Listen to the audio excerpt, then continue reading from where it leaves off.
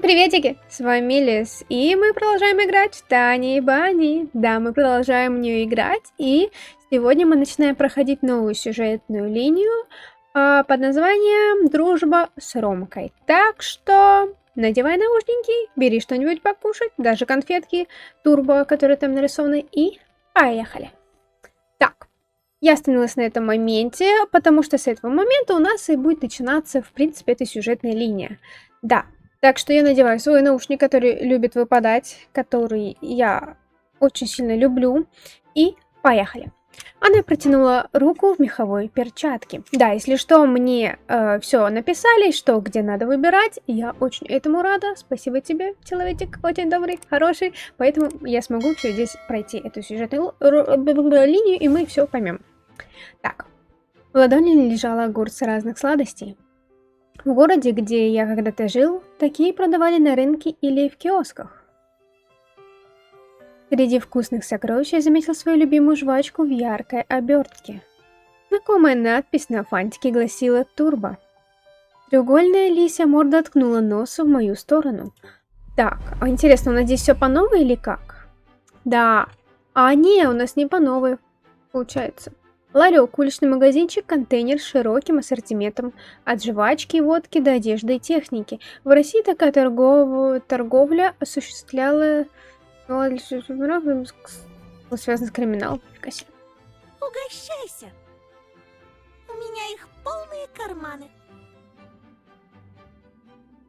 Так, а вот в этом моменте мы должны что сделать? Должны взять конфетки. Берем конфеточки. Я принял угощение, почувствовав, как пахнет девочка, шерстью, дымом фейерверков и петард, цитрусами. Праздником, наконец. Пальцы покалывало, когда я осторожно распечатывал фантик. Ноздри уловили аромат персика и чего-то еще, незнакомого, но приятного. Фруктовый кубик отправился в рот. Я задвигал челюстями, перемалывая резинку. На вкус обычная турецкая жвачка, разве что язык слегка онемел. Развернув вкладыш, я обомлел от счастья. А что это такое? Игра на вкладыше. Игроки по очереди подбрасывают фантики от жвачек ладонью. Тот, кто перевернет вкладыш, забирает его себе. Также вкладыши были предметом коллекционирования.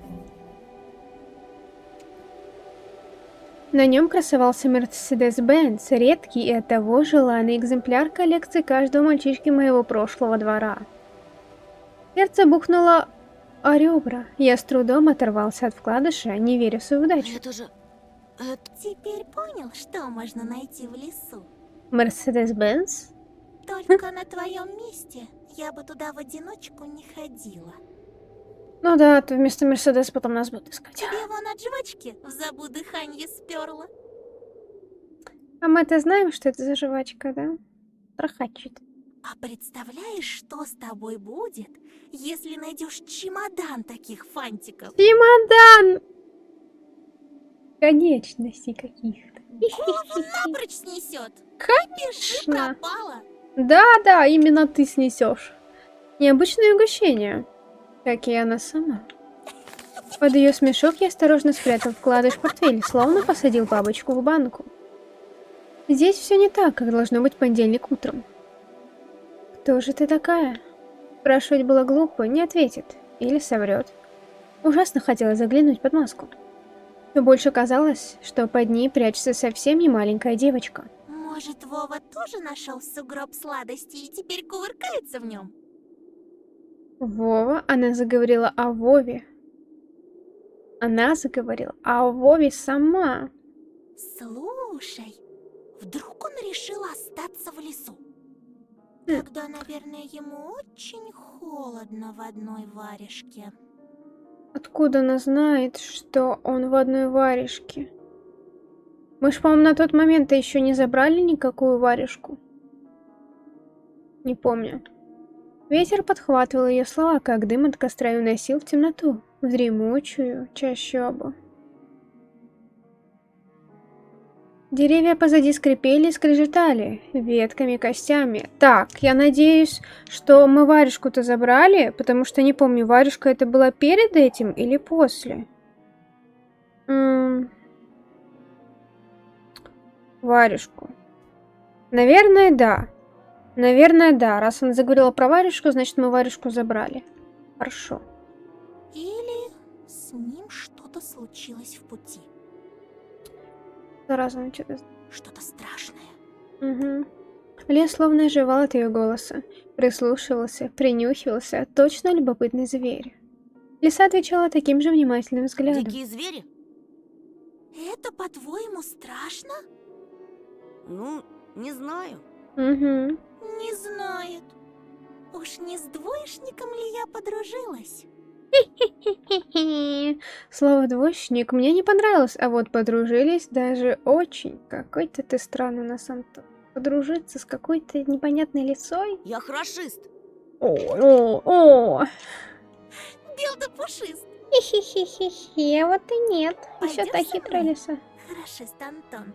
Куда? Найдем твоего Вову и сам его спросишь, что он нашел в этой пуще. Ведь пока мы вместе, никто тебя в лесу не тронет. Конечно, кроме тебя. Никто Вот не видишь. тронет. Внутри что-то тревожно заворочилось. Лучше уходи, посоветовал шепоток. Я тебе не верю. Ты думаешь, я врунья? Да, лисы все такие. Ты, Хитрые. пожалуйста, Ой. никогда никто не верит. А вот потому что лиса хитрая. В голосе незнакомки чувствовалась обида. Пойди пойми, наигранная или нет. Лиса отвернулась, будто и мигом перестала ее интересовать. Жвачка стала горчить. Вспоминалась папина любимая фраза «Где твои манеры, сын?» А ведь лиса и вправду была ко мне добра. Ты думаешь? Это все уловка. Не обижайся, пожалуйста. Лисы бывают и добрыми. Да-да. Ну, как в сказках. Угу, это в сказках. Мне бы только понять, что ты за лиса. Угу. Девочка мелодично хихикнула, прикрыв руками нос маски. Тогда пойдем со мной в лес, и ты все обо мне узнаешь. Ого, прям настолько? Но не сейчас, а когда рассветет. А то тебя, бедного, всего аж потряхивает. Это твои конфеты. Того и гляди, кондрашка хватит. Ай, да-да, с тобой еще как хватит, не только кондрашка. Ай да, провожу тебя до школы. Меня? До школы? Давай. Услышав это, собака согласно гавкнула и бросила возиться с варежкой. Я нагнулся, чтобы подобрать чуть было не сбежавшую от меня Ну, рукавицу. если тебе по пути, Мы двинулись навстречу школе и потерявшемуся рассвету. Тут и там в окнах домов загорелись огни, словно их обитатели подавали нам неведомые сигналы. За шторами мелькали силуэты, изредка лаяли дворовые псы. А ну-ка, здесь звук можно погромче сделать?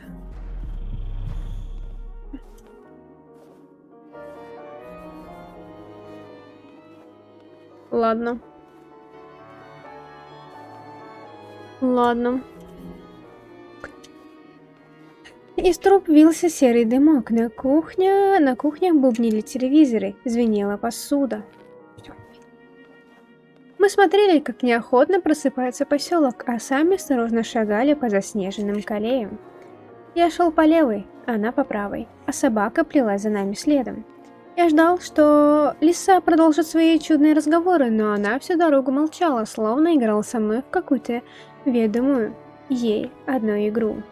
Лишь изредка плутовка хихикала, когда собака нелепо чихала от падающих на усы снежок. Я первым нарушил молчание. как тебя зовут? Ну конечно. Имена, имена, имена. Людям да. непременно надо вешать ярлыки на все подряд. Угу. Ну и как бы ты назвал такую лису, как я? Даже не знаю. Но я читал про лису по имени Алиса. О, А что? Я не против. я даже забыла, как у нее это имя появилось. Мы, Пусть оказывается, ей будет дали. Алиса. И не поймешь, шутит она или серьезно. Я оглянулся, словно искал подсказки. У собаки, у темного неба без проблеска зари. Мои немые вопросы оставались без ответа. Впереди уже вырисовывалась школа. Так, что-то мне там говорили. То, что я, кстати, вот не поняла, когда мы будем рисовать портрет. Все, прочитали, все, ладно. Это и окон не сулил ничего хорошего. Деревья часовые охраняли пришкольный участок. Вот что я не поняла тогда. Когда мы будем рисовать рисунок, что-то там с заячьей губой. Я ничего не поняла. Когда мы будем что-то где-то ходить, иконка глаза где-то будет в верхнем правом углу для исследования локации. Видишь курящего человека, то всегда его исследуй. Впервые ты его встретишь возле школы, когда тебе Алиса проводила до нее после вашей первой встречи и ушла. И так далее. Понятно. С мужчин ты должна всегда нажимать на мужчину, который курит для исследования. Чтобы это сделать, ты должна на иконку глаза. Иконка глаза нет. Вот, короче, мужчину нам надо будет его исследовать. Походу, скоро что-то появится. Деревья часовые охраняли пришкольный участок. Крик, детский смех и чей-то свист разорвали тишину. Мы ходили сюда с мамой, как только приехали в поселок, и тогда школа оказалась уютней. Пустые коридоры, пахнущие полиролью, пушистый снег снаружи. Второй раз я пришел один, за учебниками, и все пытался представить ровесников, скатывающихся по перилам, малышей, бегущих в библиотеку и учителей, важно вышагивающих по коридору. На пороге, в нахлобученных на затылке шапках и спортивных штанах курили старшеклассники. Я просто боюсь пропустить момент с глазиком. Их вид развил мои представления о школьном уюте. Колючие глаза и желтые от никотина зубы, кривые усмешки — все это вгоняло в тоску, равной помощи хмурому зимнему утру. Погрузившись в мысли, я совсем забыл про попутчицу. После уроков жду тебя на заднем дворе. Возле повешенного. Чего? Кого? Возле кого? Она проигнорировала вопрос. Не опаздывай. Я поколебался. И хочется, и колется, говорит мама, когда я никак не мог решиться. Мысль о маме помогла ответить. Я после школы сразу домой. Эх, Антоша, Антоша, это я тебя так просто отпустила. Другие же незаметно подкрадутся со своими улыбочками и вцепятся. Клещами не оторвешь. Попомни мои слова. Ого. Лиса разъяснула пасть в широком зевке. Что еще за трюк такой? Кто-то из пробегавших вдалеке ребят выкрикнул мое имя. Я машинально обернулся на крик. Увесистый снежок полетел в полуметре от моего плеча и задел собаку. Тявкнув, дворняжка припустила в сторону ручья, только хвост мелькнул. Темнота пожрала ее. И лисичка пропала без следа, растворилась в морозном воздухе. Может, в тень мою спряталась. Я сглотнул жвачку. Вот же не повезло. Глубоко вздохнув, я двинулся к школе, к запаху котлет в тесте и клюющимся на снегу свет. Высокий мужчина курил, пуская клубы дымом по ветру. На учителя не похож. Или, может, физрук? Я осторожно осмотрел его лицо, будто высеченное из гранита заячью губу на тлеющей сигарет. Будто высечено из гранита заячью губу на тлеющей сигареты. Во-во! Мужчина поигрывал брелками и внимательно смотрел на меня. Огонек отражался в глубоко посаженных глазах. Я потупился. Взор громила лениво отклеился от меня и устремился на дорогу. Вот это мы и нашли. Отлично. Неподалеку, взобравшись перед передником колесом на затянутый гололедицей бордюр. Господи, что происходит со мной теперь? Неподалеку, взобравшись передним колесом на затянутый гололедицей бордюр, разместилась новенькая Волга.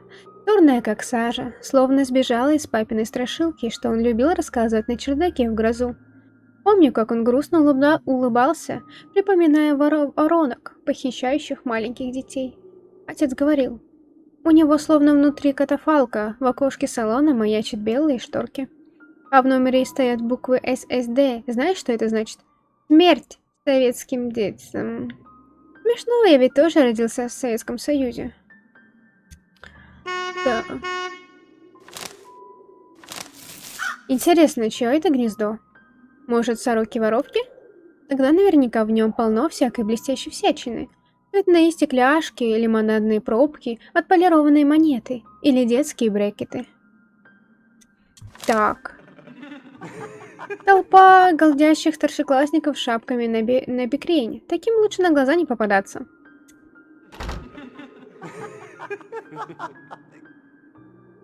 А? Больше здесь ничего нет. Больше здесь ничего нет. Окей. Окей.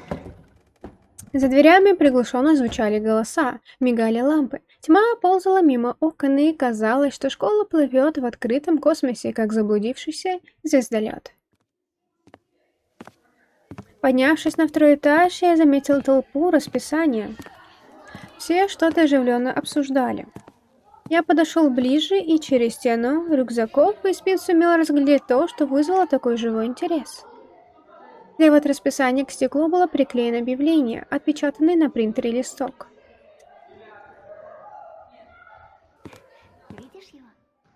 Матюхин Вова.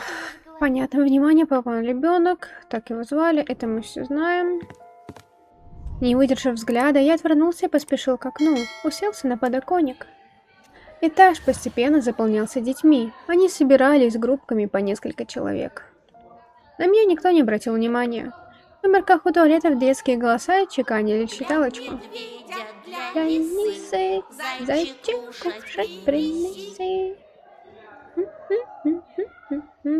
А это про нас. Это нам бы принести пожрать. Это мы медведи, лисы и волк. Да-да. Я повернул голову в их сторону, приглядываясь к фигурам, но тут мое внимание отвлекло громкое цоканье. По коридору, гордо задрав подбородок, продефилировала учительница. Каблуки стучали о пол, как копытцем. Им вторили шаги девочки, которая держалась рядом. Очень важно, она остановилась, чтобы шепнуть на ухо однокласснице какой-то секрет. Староста, наверное, вон ей вручают классный журнал. Екатерина, возьми, пожалуйста. Учительница открыла кабинетную дверь, и толпа, галдя и толкаясь, повалила внутрь. Среди всех выделялся высокий рыжий толстяк с прыщавым лицом, до странности напоминавшим гранат. Недоброе предчувствие зашевелило волоски на моем загривке. Мне кажется, они подходят друг к другу. Ты посмотри, посмотри, хорошо смотрится. Хорошая парочка. Да, просто вот эта девочка, она внутри.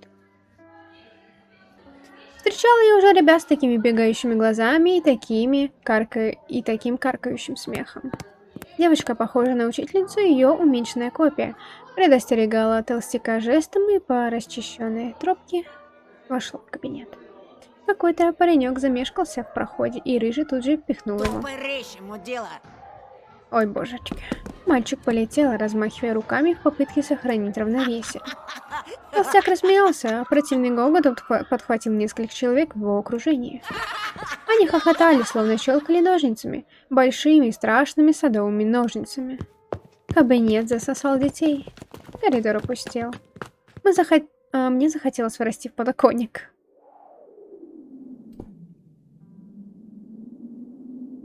За окнами редкие фонари боролись с темнотой. Барахтались, как флуоресцирующие рыбы в Черном океане. А что, если сейчас убежать? Выйти туда и раствориться во мраке. Я представил, как бегу по снегу, как он скрипит под моими ногами, и с каждым шагом мне все легче, все невесомее. Трель звонка взорвала видение. Я с неохотой отлип от окна, потом несколько раз глубоко вздохнул, чтобы хоть немного усмирить разбушевавшийся пульс, и вошел в класс.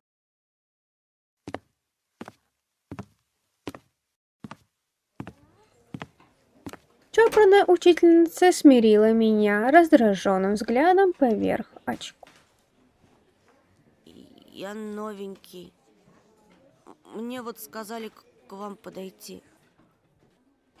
А заснеженная лесная тропинка велась перед глазами, вовсе не хищно, а умиротворенно шуршали сосны. Она уткнулась носом в журнал и пролистала А фамилия-то страницы. как? Петров. Петров. Громче говори. Чего мямлишь? Вот это она. Петров. Нет такого. Она долго и тяжело смотрела на меня, точно пыталась уличить в обмане. Хотелось просочиться сквозь линолеум. Слева наблюдали размытые лица. Класс дышал, фыркал единым организмом, как Ты опасный не зверь. ошибся? Нет такого в списке. Предательски дрожали колени, кружилась голова. Я жал кулаки так, что костяшки побелели. Мне сказали, 204 кабинет, Лилия Павловна, 6 В. Кажется, класс принял мои слова за подобие шутки и разразился хохотом. Что здесь смешного, я так и не поняла. Что за бардак? Это твой класс. Какая учительница, такой бардак. Мама резко стих. Класс припрятал смешки для более удобного момента. Понаберут студентов. Студентов? Только знают, что губяки свои малевать. А я разгребай, значит. А бумаги-то кто заполнять будет? Не первый раз ведь уже. Подожди здесь. Сейчас. Сейчас я им устрою. А ему-то что делать? Вот, взяла, бросила. Учительница пронеслась мимо, злобно бормоча, а я остался один посреди класса. Будто приговоренный к расстрелу перед строем автоматчиков, я потупился, чувствуя на себе глумливые взгляды. Они трогали, щипали, скользили по коже лазерными прицелами. Вновь представил, как бегу далеко-далеко отсюда, наперекор холодному ветру, взымая над соснами в прыжке. И никого нет вокруг, только попутный ветер. В глазах одноклассников читался немой вопрос. Этот новенький, он наш или он чужак? Кто-то что-то еле процедил, и по кабинету прокатился сдавленный смех. Доску вытри! Легко было понять, кто тут главный юморист. Эй, очкарик! Ты чё, не только слепой, но еще и глухой? Доску вытри, говорю! Теперь тряслись не только колени. Все тело било мелкой дрожью, и я молился, чтобы учительница вернулась поскорее. Высшие силы услышали мои просьбы. Ну что мне с тобой делать-то? Куда сажать, а? Давай-ка сядь, наверное, с Семеном. Да, сейчас. Он все равно один. Еще чего? Толстяк демонстративно водрузил рюкзак на соседний стул, почесал брюхо и ухмыльнулся. Ты опять за старое? Снова бабушку в школу вызывать? Класс притих. А чё она мне сделает? Не она, так я тебе сделаю. Рюкзак убрал быстро. Семен не шелохнулся. Со скучающим видом он принялся рассматривать портреты писателей на стене. Нужно было что-то делать, как-то выкручиваться, спасать положение. Я прочистил горло и продолжил сдавленным, не своим голосом. Я могу за последнюю парту сесть. У тебя зрение Там, проходит. кажется, свободно. Посмотрел на меня, на Семена, затем снова на Ладно. меня. Садись пока туда. А с тобой, Бабурин, мы еще поговорим. Да тут не говорить, надо тут ремень Чтобы доставать. подошел после уроков. Ага. Будешь по классу дежурить, ясно? Книжки, по-моему, почитать. Семен криво улыбнулся, сочные прыщи зрели на кончике его носа. Я пошел до дури, боясь споткнуться и стать причиной нового всплеска веселья. Сел за день за самую последнюю парту, на которой грудой валяли старый плакат. Место для изгоев заняты. Можно приступать. Вот и хорошо. Начнем урок. Тема: традиции русской и мировой литературы в рассказе Зощенко «Не надо врать». Толстяк обернулся ко мне. Взгляд его сулил долгие дни, недели, месяцы, издевок и тычков. Я тебя запомнил. Говорили эти водянистые глаза. Фу.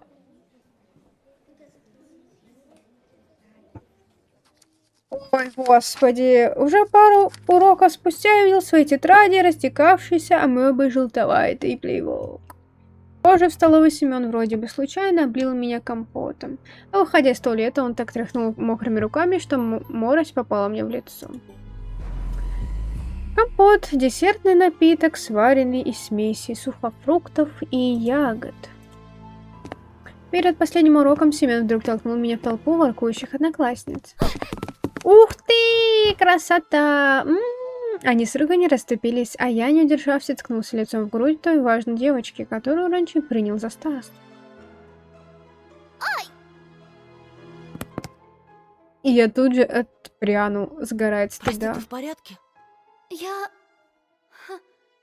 Неожиданно она подбочинилась. Нет, ну вы посмотрите на него. Облапал меня прямо у всех на глазах. Да ладно, господи, облапал. Было б шо лапать-то, а? Я сейчас все маме расскажу. Давай. Тебя из школы выгонит, извращенец. Угу. В ее глазах было какое-то садистское веселье, словно во взгляде ребенка, подносящего горящую спичку к беззащитному майскому мужику. Я нечаянно, меня толкнули. Все видели, слепых среди нас нет. Походу есть. Она уставилась на мои очки и радостно осклабилась. Ярость кипела в груди, но гогот Семена охладил мой пыл. Толкнули? Чё, правда? Угу. Он подошел вальяжно, окутывая запахом семечек и гнилых зубов, а затем резко сбил меня с ног. Вот так, да? И чё ты сделаешь? Хулиган нависал надо мной, всем своим видом как бы говоря: ну давай, ударь же меня, попробуй. Так. Что мы там должны сделать? Так, что мы должны сделать? Что мы должны сделать? Так. Так. Послать Семена. Отлично, мы его должны послать.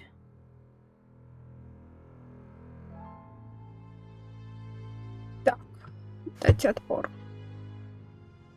Типа дать отпор? Слушай, ты... В горле пересохло, губы не слушались, и голос мой походил скорее на сдавленный писк. Семен издевательски улыбнулся. Давай, продолжай, очкарик. Чё примолк-то? Нам всем очень интересно. Если еще хоть раз меня тронешь... Семен медленно оттопырил палец и ткнул меня в лоб. Натронул и чё? Еще хоть раз! Тронул! А вот еще! И еще! И еще! И Ему? еще! Он тыкал пальцем с такой силой, что моя голова отлетела назад. Только бы не расплакаться. Иначе труба. Чё ты мне сделаешь, мямля? В глазах помутилось. Я рванулся вперед, так что подошвы отклеились от пола, и махнул наугад кулаком. О! Картина, открывающаяся моему взору, была прекрасной и ужасающей одновременно. Семен держался за ушибленное ухо и изумленно моргал. Неужели я был первым, кто взбунтовался против его абсолютной власти? Эна! Надо было бежать, но меня обступили его дружки. Лилия Павловна! Петров бабурина ударил! Угу. Щеки Семена стали еще краснее, прыщи побелели, словно головки личинок. Но на губах промелькнула ухмылка, замеченная лишь мною в этом стане врага. Он подошел вплотную, обдал кариозной вонью. Тебе! Пиздец! Ой! Напугал. Голос у него был злым и опасным, точно кастрюля с бурлящим жиром, с которой сорвала крышку. Я ждал удара, считал толчки сердца и гадал, куда угодит кулак. Солнечное сплетение? В челюсть? В нос? А он просто развернулся и ушел. Мысль холодная, трезвая и удивительно спокойная вспыхнула в голове. Сегодня меня убьют. После занятия я специально задержался подольше в коридоре, чтобы не идти вместе со всеми. Семен не появился на последнем уроке, и это вселяло надежду. Вдруг он решил избежать дежурства и смотался домой, забыв обо мне. Как смертник, узнавший, что казнь откладывается на день, я облегченно выдохнул. Но не позволил себе забыть его тон, мстительный взгляд и наэлектризованную пугающую хмылку. Пока школьники с шумом и смехом расходились по домам, я встал у окна и сделал вид, что перебираю учебники. Я напряженно всматривался в окно. Во дворе и на участке школьных ворот Семена не было. Я не очень-то верил в такое везение, так что решил перестраховаться и немного потоптался в стремительно пустеющем коридоре. Потом ушел на первый этаж. Из кабинета биологии выглядывал скелет, которому какой-то шутник натянул на голову кепку с американским кондором. За дверями туалета журчала вода. Я остался один в целой школе. Не один, пришла внезапная мысль. Я вспомнил о пропавшем мальчике. Его портрет сейчас висел на доске у расписания. Помнил, что он улыбается.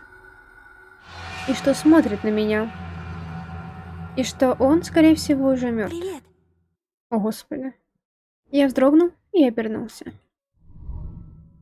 Парам-пам-пам. Ну что ж, я думаю, в принципе, на вот этом моменте можно приостановиться. Продолжить уже играть в следующей серии, так что если хочешь продолжение, обязательно напиши об этом в комментариях и поставь свой царский лайкосик. Да. И все. Все ссылочки на сайте в описании. И всем